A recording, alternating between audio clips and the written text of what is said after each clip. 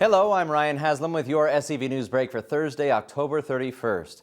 An investigation into a child's death in Canyon Country has been transferred to the Los Angeles County Homicide Bureau.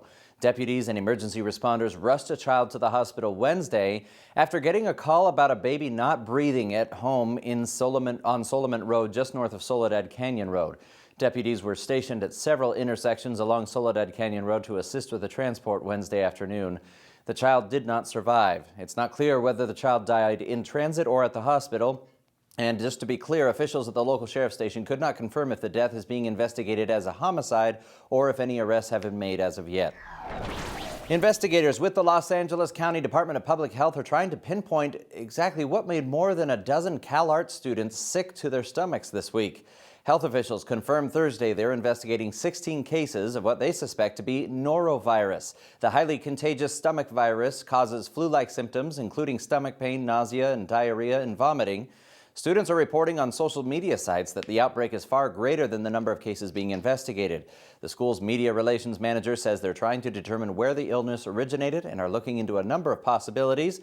That will include the cafeteria on campus. The school's cafeteria has been closed since Wednesday. Up next, zombies invade a junior high school in Canyon Country. That and more coming up. SCV NewsBreak is brought to you by Action Family Counseling. My relationships were affected by my addiction in ways that are almost hard to describe.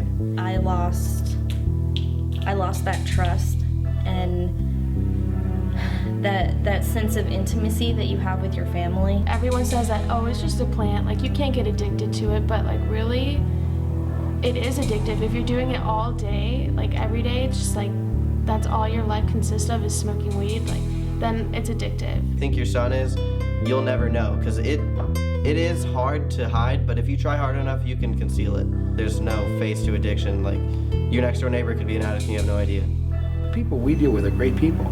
They're just making bad choices. So if we can help people make better choices, everybody wins. And I love you very, very much.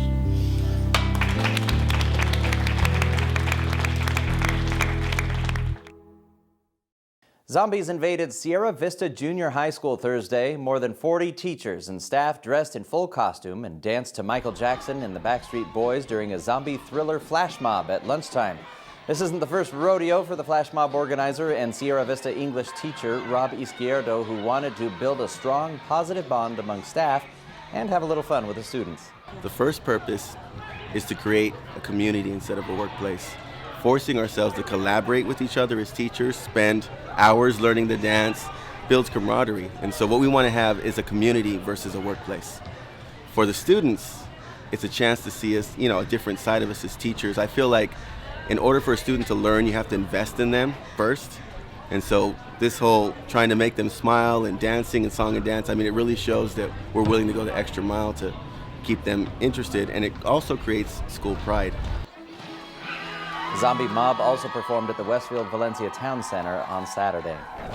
Road closures and detours are expected to impact traffic Sunday when thousands of runners hit the streets for the Santa Clarita Marathon. With more, here's Dave Caldwell. Thanks, Ryan. The Santa Clarita Marathon is an official qualifying race for the Boston Marathon, but also it features a half marathon, 5K, Kid K, and Mayor's Walk. All races will begin at 7 a.m. with the exception of the Kid K, which starts at 8:30. Most of the marathon route will be on the city bike trails, but drivers in Valencia will encounter a number of street closures and delays Sunday morning, starting at 5 a.m. For a detailed list of streets that will be impacted, log on to scvnews.com.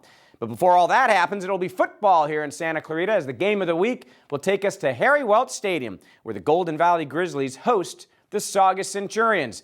There are playoff implications with this game as the Foothill League is proving to be the most powerful in the Northern Division of the CIF.